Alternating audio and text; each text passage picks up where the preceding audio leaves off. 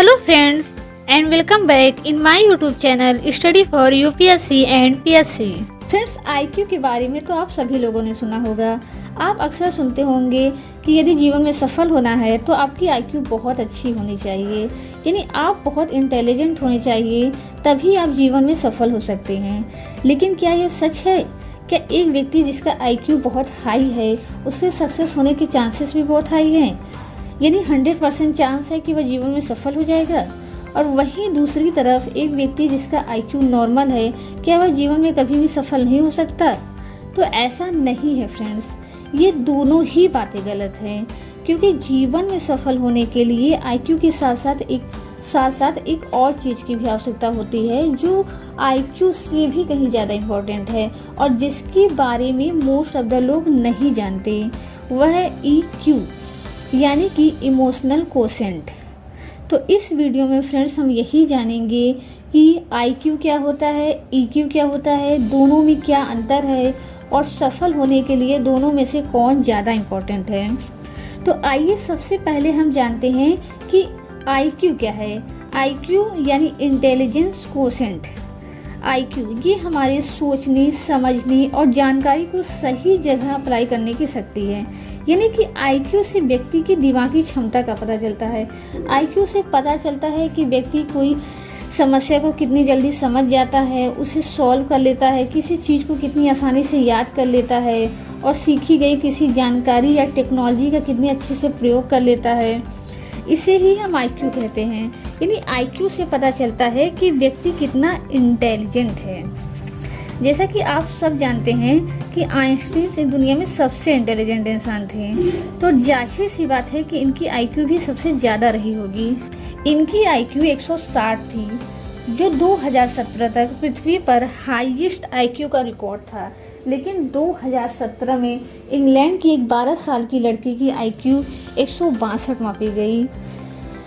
किसी व्यक्ति की IQ कितनी है यह पता लगाने के लिए उसका IQ टेस्ट किया जाता है, जिसमें उसे mathematics, logic, reasoning, pattern recognition, problem solving के क्वेश्चन दिए जाते हैं और फिर इन क्वेश्चंस के नंबर के आधार पर व्यक्ति की IQ ज्ञात की जाती है। तो आइए अब हम जानते हैं कि EQ क्या होता है। EQ यानी कि इमोशनल कोशेंट।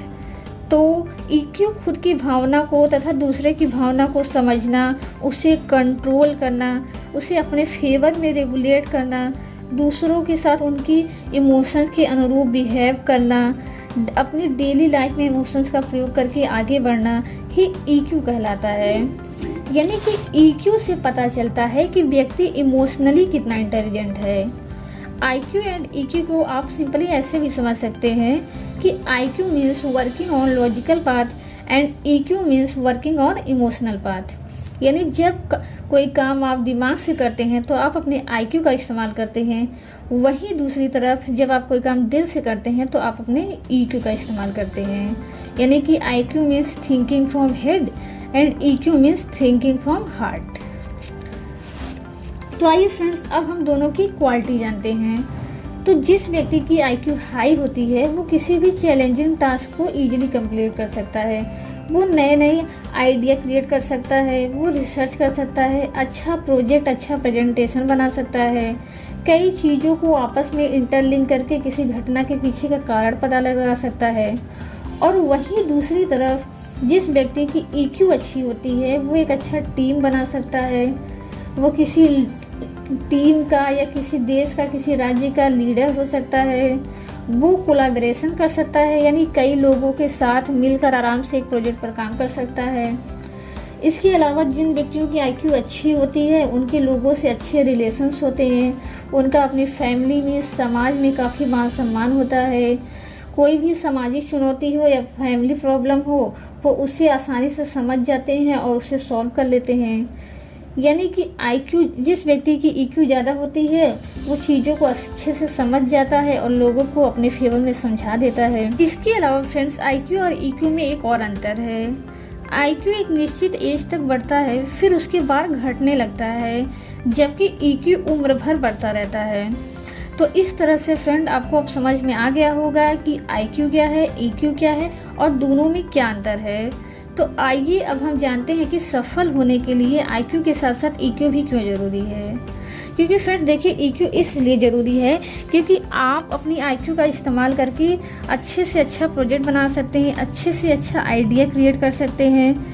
लेकिन जब आप अपने प्रोजेक्ट को दूसरों के सामने प्रेजेंट करेंगे तो उस समय आपको ईक्यू की ज़रूरत होगी। और अगर आपका ईक्यू वीक है तो आप लोगों के सामने अपने प्रोजेक्ट को प्रेजेंट नहीं कर पाएंगे, यानी कि आप लोगों को कन्विंस ही नहीं कर पाएंगे कि आपका प्रोजेक्ट इतना बेहतर क्यों है, ये औरों से बेहतर क्यों है, इससे भविष्य में हमें और समाज को क्या लाभ होगा। तो इससे होगा क्या कि लोग आपको सपोर्ट नहीं करेंगे, लोग आपसे जुड़ेंगे नहीं और आपका प्रोजेक्ट बेहतर होते हुए भी शुरू नहीं हो पाएगा।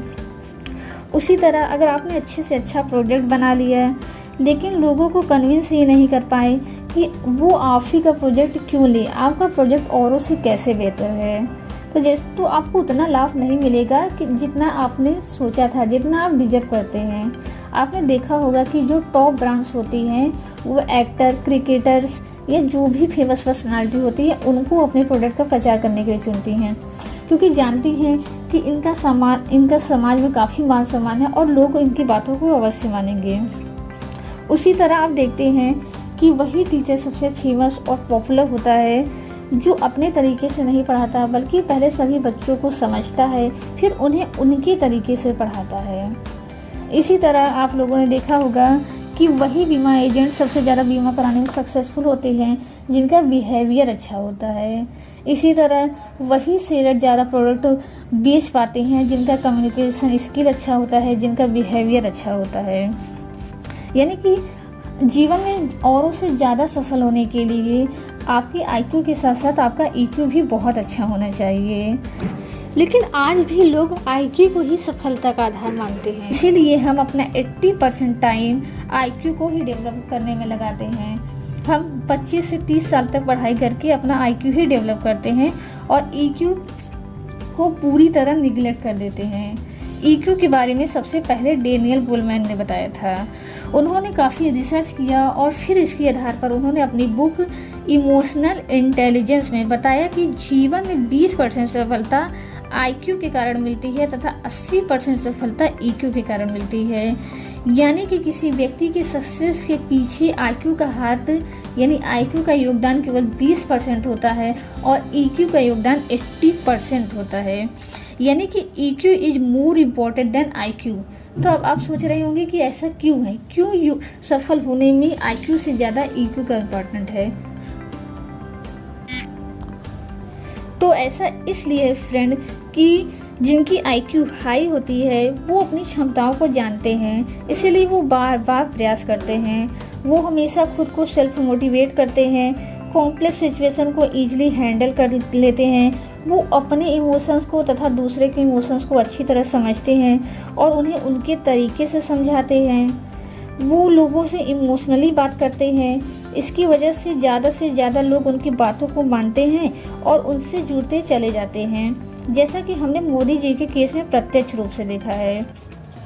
अगर आज Modi ji world famous leader हैं तो इसकी वजह यही है कि वो अपनी आईक्यू से ज़्यादा ईक्यू से काम लेते हैं।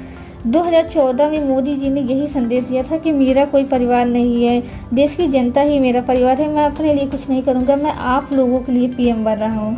तो इससे कहीं ना कहीं लोगों में ये संदेश गया कि वाकई में मोदी जी हमारी दशा और दिशा को बदल देंगे और इसलिए लोगों ने उन्हें बहुमत के साथ जीत दिलाई। आज भी हम दिल्ली शासन प्रशासन में मोदी जी द्वारा इमोशनल क्वोशेंट का भरपूर उपयोग देते हैं। जैसा कि आप लोगों ने देखा होगा कि मोदी जी ने बस एक बार कहा कि आप लोग अपनी सिलेंडर की सब्सिडी छोड़ दीजिए और करोड़ों लोगों ने अपनी सब्सिडी छोड़ दी। क्योंकि जब मोदी जी ये भाषण दे रहे थे तो उन्होंने अपनी माँ का एग्जाम्पल दिया और वो रोने भी लगे थे, जिसकी वजह से वो लोग इमोशनल हो गए और तत्काल उन्होंने अपनी सब्सिडी छोड़ने का फैसला ले लिया। इसके अलावा चाहे नोटबंदी का समर्थन करना हो, चाहे लॉकडाउन का समर्थन करना हो, चाहे जनता कर्फ्यू का समर्थन करना हो, इन सभी में मोदी जी ने लोगों को इमोशनली मोटिवेट किया, जिससे ये असंभव कार्य संभव हो सका। इसी तरह हम बाबा रामदेव का भी एग्जाम्पल ले सकते हैं। बैद्यनाथ और पतंजलि दोनों ही अच्छा आयुर्वेदिक प्रोडक्ट बनाते थे। बैद्यनाथ ने अपनी IQ का इस्तेमाल करके एक अच्छे से अच्छा प्रोडक्ट बनाया। वहीं बाबा रामदेव ने भी अपनी IQ का इस्तेमाल करके अच्छे से अच्छा प्रोडक्ट बनाया, लेकिन इसके साथ साथ उन्होंने अपनी EQ का भी प्रयोग किया और प्रत्येक जनमानस तक ये संदेश पहुंचाया कि हमारी जो सदियों पुरानी आयुर्वेदिक पद्धति है वो एलोपैथ से कहीं ज़्यादा बेहतर है।